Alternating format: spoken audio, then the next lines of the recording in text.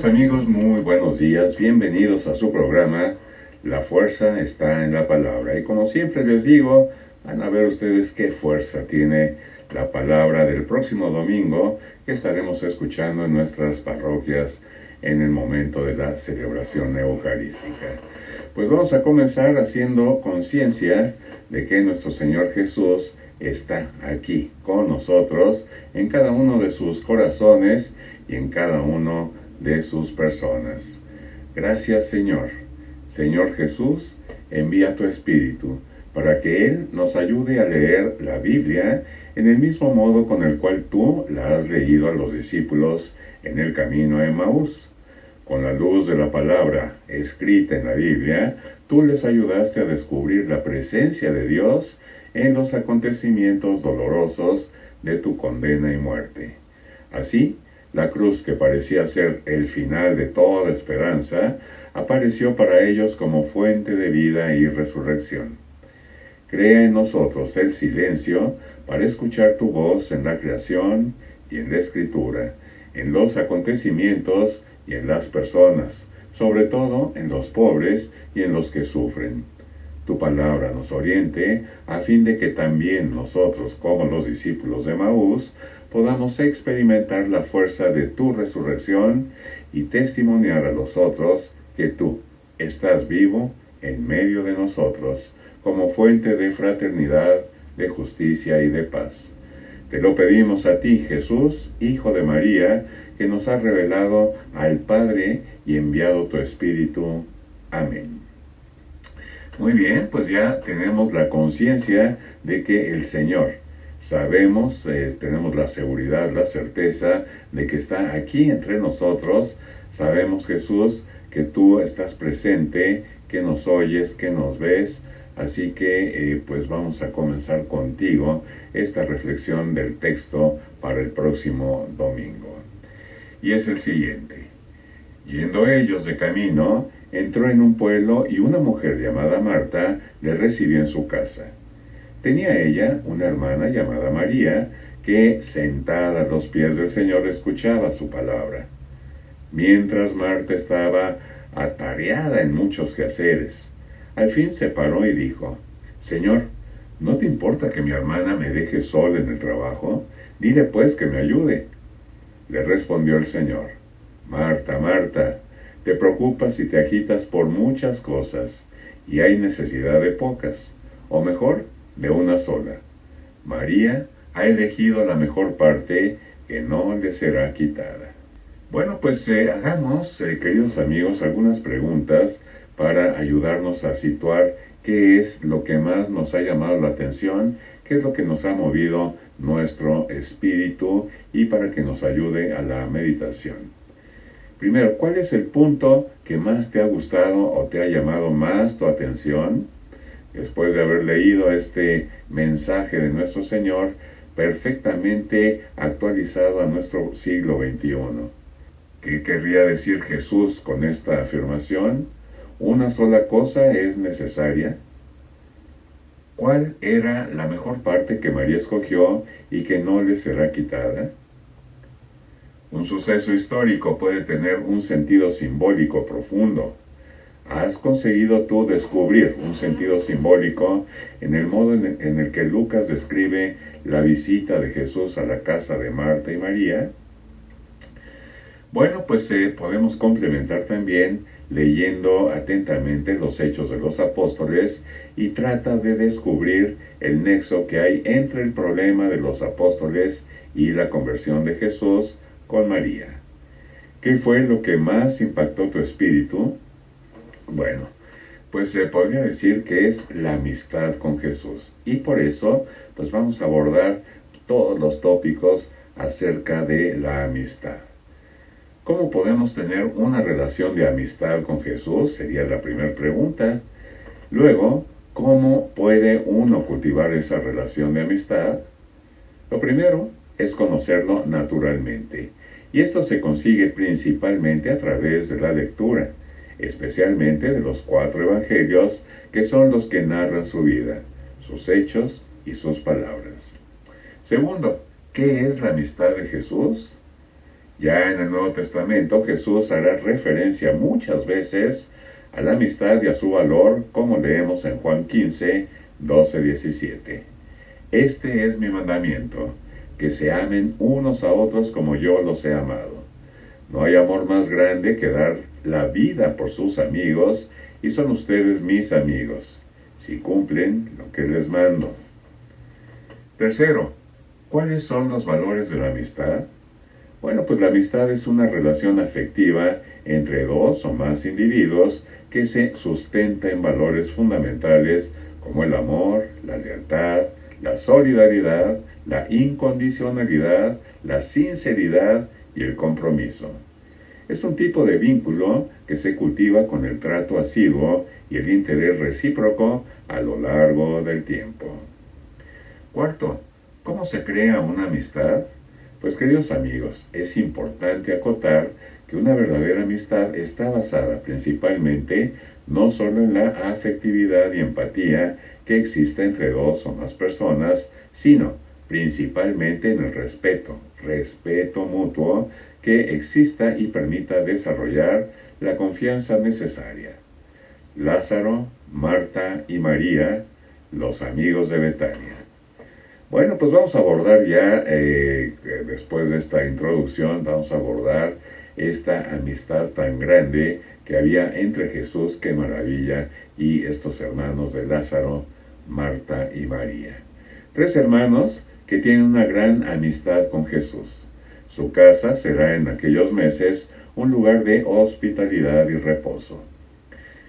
Veamos un poco este pueblo donde vivían, Betania. Bueno, pues cerca de Jerusalén, a 3 kilómetros, está Betania.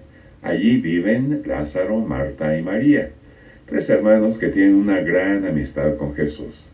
Su casa será en aquellos meses un lugar de hospitalidad y reposo para los días que le esperan.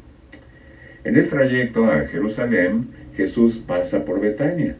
La actividad de los días anteriores había sido intensa. El camino que lleva de Jericó a Betania es empinado, requiere una ascensión continua y transcurre por terreno desértico. Jesús, los suyos, debieron llegar cansados. Allí fue recibida por Lázaro, Marta y María. ¿Y la amistad? ¿Qué podemos decir acerca de la amistad? Bueno, pues hay amistad con Jesús en aquella casa. Quizá tenga que ver con la conversión de María unos meses antes. Lo cierto es que todos actúan con naturalidad. Lázaro, Marta y María, estos tres hermanos fabulosos que el día de hoy nos están enseñando acerca de la amistad, esa relación de amistad que debe existir entre nosotros y Jesús. Bueno, pues no se percibe ni el embaramiento previsible en las visitas de algún personaje importante, ni la curiosidad o el recelo ante el desconocido, menos aún la frialdad ante la presencia de alguien que se considera inoportuno. Marta y María actúan y se mueven con sencillez. No se dice nada de Lázaro en esta ocasión, pero es normal pensar que estaba allí. Los tres hermanos son diferentes. No es infrecuente que los hermanos se parezcan y al mismo tiempo sean muy distintos. Marta es activa, diligente, hacendosa, está en todo. Es una buena ama de casa. Con ella se puede encontrar una casa que es ese hogar donde todo está en su sitio. María es más apasionada, todo corazón, sensible en su vida. No caben medias tintas, sino entrega sin condiciones. Sabe querer. Los temperamentos de las dos hermanas son ocasión para que Jesús deje una joya preciosa de sus enseñanzas, casi como de pasada. Sus palabras parecen dichas al vuelo. Bueno, veamos ahora el desarrollo de los acontecimientos. Los hechos transcurrieron así. Una mujer llamada Marta le recibió en su casa. Tenía esta una hermana llamada María, que sentada también a los pies del Señor, escuchaba su palabra. Marta estaba afanada en los múltiples quehaceres de la casa, y poniéndose delante dijo: Señor, ¿Nada te importa que mi hermana me deje sola en el trabajo de la casa? Dile pues que me ayude. Pero el Señor le respondió: Marta, Marta, tú te preocupas y te inquietas por muchas cosas. En verdad, una sola cosa es necesaria. Así pues, María ha escogido la mejor parte que no le será arrebatada. Bueno, pues de aquí vamos a pasar a la importancia de la oración. Jesús aprovechó la sencillez y la confianza de Marta para dejar sentado el orden de lo necesario y lo superfluo. Primero la oración y unida a ella el trabajo, lo demás puede esperar. Jesús revela cómo la oración es el núcleo y la raíz de toda actividad para que de ésta resulte algo vivo y sano. Bueno, y de ahí se desprende la queja de Marta. Es fácil comprender la actitud de Marta. Es una mujer responsable. Está en los detalles. Se ocupa en algo necesario que alguien tiene que hacer. Dar de comer y beber a mucha gente. Procurar que descansen. No cuesta verla subir y bajar, mandar y ordenar. Es en medio de esta actividad cuando una inquietud empieza a dibujarse en su interior. Primero sería una mirada furtiva a su hermana. Poco a poco iría juzgándola con severidad creciente. Decididamente no comprende a María, tenía razones, pero le faltaba darse cuenta de que la inactividad de María es solo aparente. Por otra parte, se le está ocultando que su actividad es un servicio que permite a los demás gozar de las palabras del Maestro.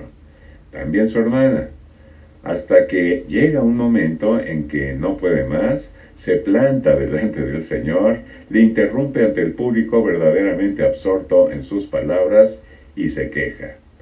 La sencillez de la queja de Marta es encantadora. Confiada, aunque revele falta de caridad y con toda espontaneidad, le dice al Maestro: ¿Nada te importa que mi hermana me deje sola en el trabajo de esta casa? Dile pues que me ayude. Su queja va contra María, pero también afecta al mismo Jesús, que no se da cuenta de que ella era una mártir y su hermana una comodona. Es la explosión de algo que ha ido incubándose poco a poco y estalla de repente. Está realmente enfadada. Ha perdido la calma y en ella se ha introducido el espíritu crítico, falta la caridad y la humildad. Sus buenos deseos de servir se han visto enturbiados por el enfado creciente, agresor de la paz de su alma. Y veamos ahora la respuesta de Jesús. El tono de la respuesta de Jesús se puede deducir del modo con que empieza a hablarle. Marta, Marta, cuánto cariño hay en la repetición de este nombre. Es como decirle: mujer, calma. Claro que te comprendo, pero te has puesto nerviosa. Es una contestación que revela amor y buen humor y le recuerda su carácter y hace que reflexione un poco. No la riñe, no la regaña, sino que le hace reflexionar. Primero sobre sí misma. Tú te preocupas y te inquietas por muchas cosas. Luego Jesús le aclara la conducta de María y el camino que debe seguir para no perder los estribos con sus quejas. Y le dice: en verdad, una sola cosa es necesaria. Cosas importantes hay muchas en la vida y Marta estaba haciendo una de ellas: procurar servir, alimento y descanso. Pero conviene tener bien dispuesto el orden de los valores. Lo necesario siempre será lo más importante y solo amar a Dios sobre todas las cosas lo es. Al lado de lo necesario, todo lo que llamamos importante pasa a un segundo lugar. ¿Quiere decir esto que está mal la actividad de Marta? No, desde luego que no. Quiere decir que debe trabajar de una manera distinta, con una paz respaldada por la oración. Y en caso de dudar sobre qué es más urgente, elegir primero la oración. Lo mejor no es lo contrario de lo malo. María ha escogido la mejor parte. Cuando Jesús dice que la oración es lo mejor, conviene recordar que lo mejor no es lo contrario de lo malo, sino de algo menos bueno.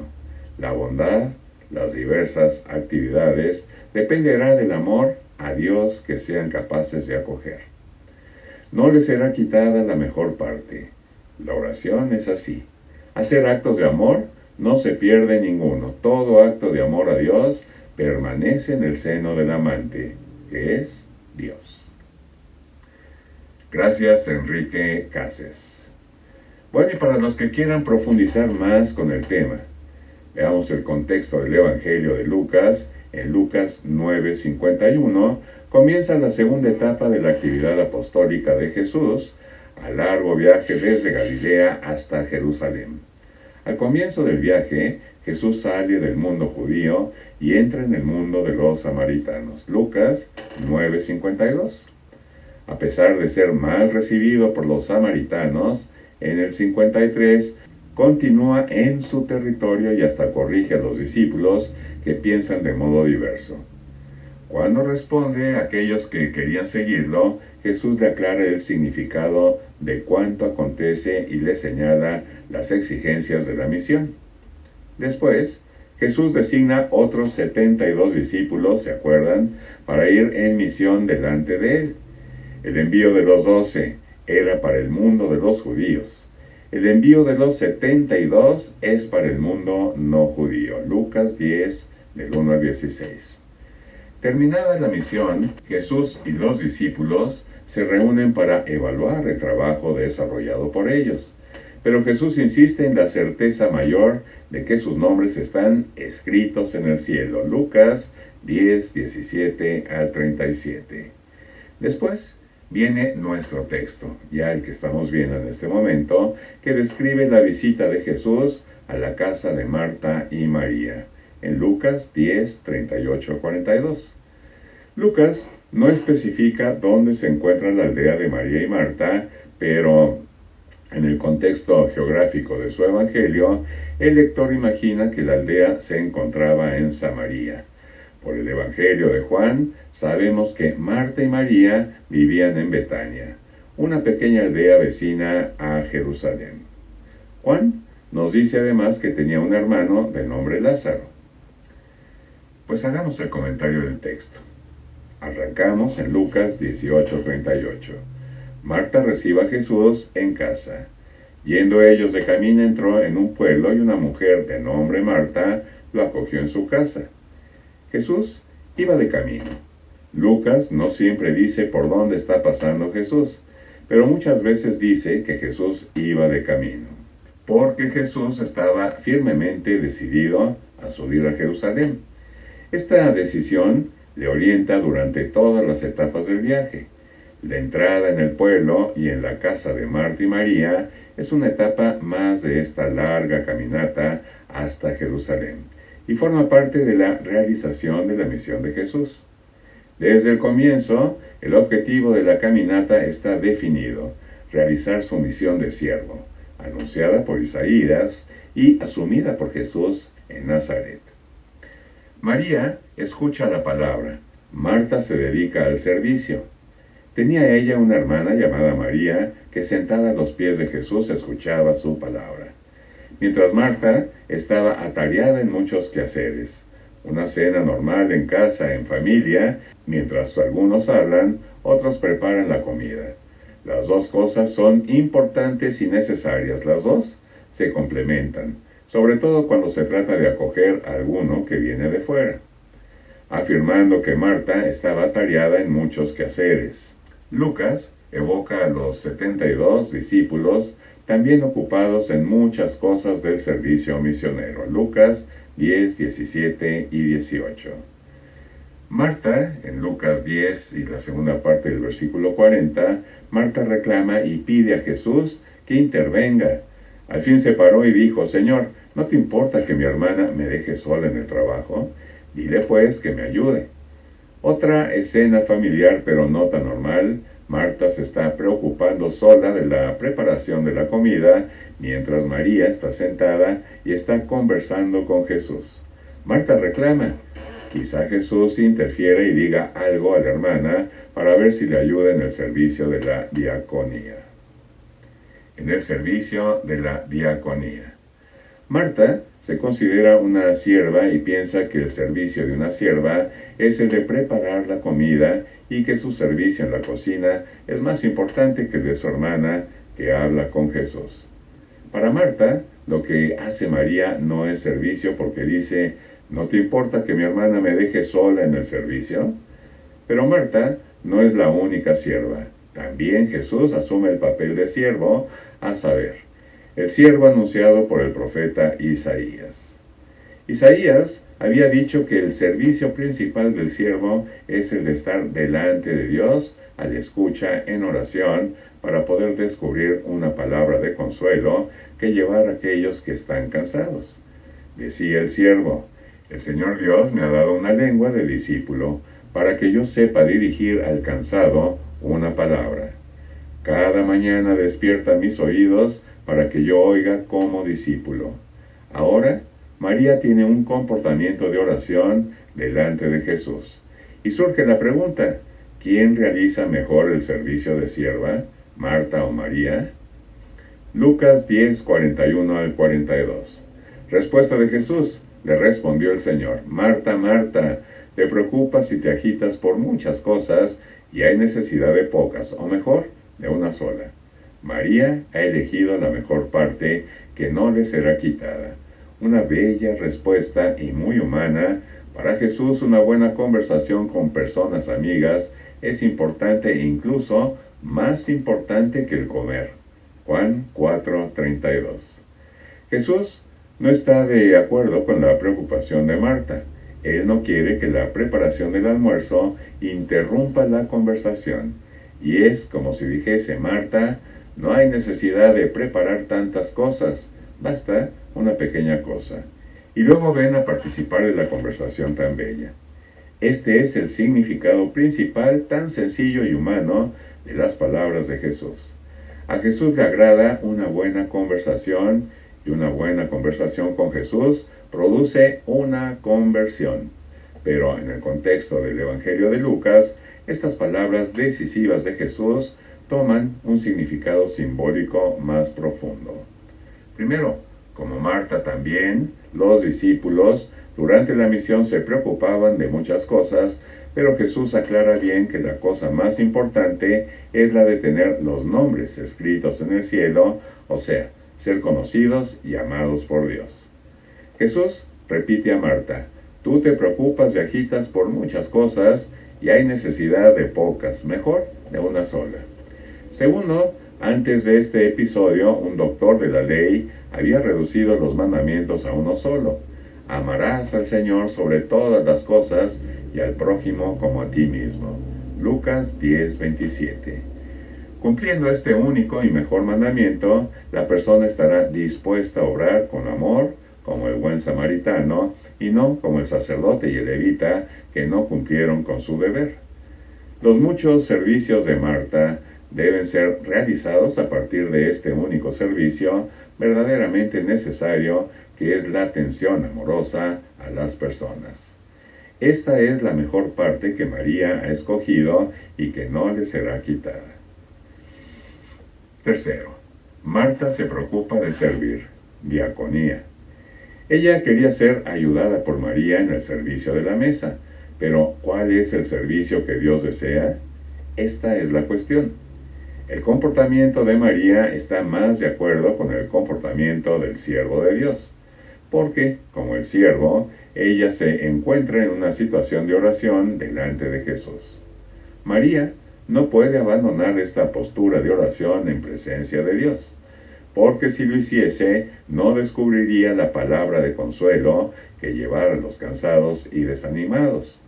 Este es el verdadero servicio que Dios está pidiendo. Bueno, y vamos ahora a ampliar los conocimientos. El contexto más amplio de los Hechos de los Apóstoles. Después de la muerte y resurrección de Jesús, nacerán las comunidades. Ellas habían de afrontar problemas nuevos, para los cuales no existían soluciones previstas de antemano. Para orientarse en la solución de los problemas, las comunidades intentaban recordar las palabras y gestos de Jesús que pudiesen ayudar a traer un poco de luz. Así, el episodio de la visita de Jesús a la casa de Marta y María fue recordado y narrado para ayudar a esclarecer el problema descrito en los Hechos 6:1-6. El rápido crecimiento del número de cristianos creó divisiones en la comunidad.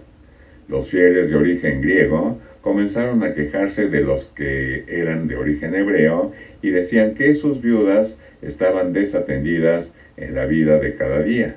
Era una discriminación en la vida de la comunidad y falta de personas para los diversos servicios. Hasta entonces, no había surgido todavía la necesidad de comprometer a otras personas en la coordinación de la comunidad y en el cumplimiento de los servicios.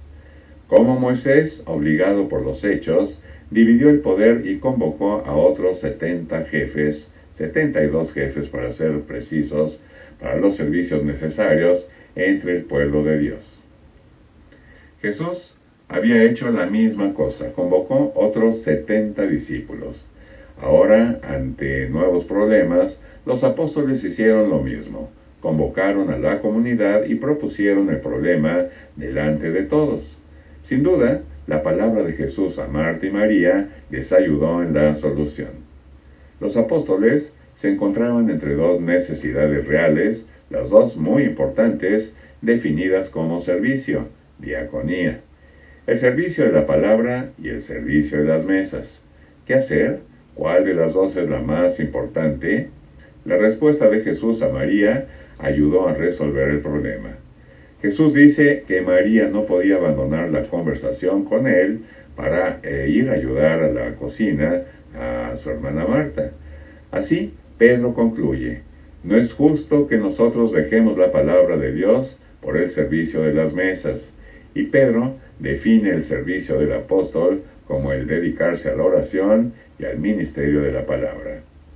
No se dice que un servicio sea mejor que otro. Lo que no puede suceder es que el servicio de la palabra quede perjudicado por las exigencias imprevistas del servicio de las mesas. La comunidad tenía la obligación de afrontar el problema, preocupándose de tener gente suficiente en todos los servicios para poder conservar así el servicio de la palabra en su integridad. El servicio de la palabra propio de los apóstoles y de María a los pies de Jesús tenía dos dimensiones. Por un lado, la escucha de la palabra, recibirla, encarnarla, anunciarla, divulgarla mediante el trabajo activo de la evangelización, y por otro, en nombre de la comunidad, responder a Dios en la oración. Representar a la comunidad en su dimensión orante ante Dios. No se trata de una oposición entre los dos servicios, palabra y mesa. Los dos son necesarios e importantes para la vida de la comunidad. Para los dos es necesario tener gente disponible. En la economía del reino, además del servicio de la palabra, evangelización, pues es la raíz, la fuente.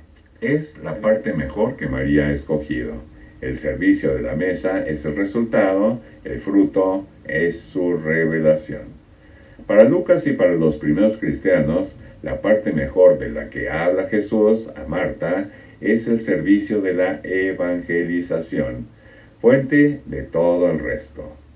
El maestro Eckhart, el gran místico dominico del medioevo, interpreta de un modo simpático este episodio. Dice que Marta sabía ya cómo trabajar y vivir en presencia de Dios, María no sabía y estaba aprendiendo. Por esto no podía ser interrumpida. Los grandes místicos son la prueba de que este texto no se puede interpretar como una confirmación por parte de Jesús de la vida contemplativa es mejor y más sublime que la activa. No está bien hacer una distinción de estas dos palabras porque la una se complementa, se fundamenta, se aclara en la otra.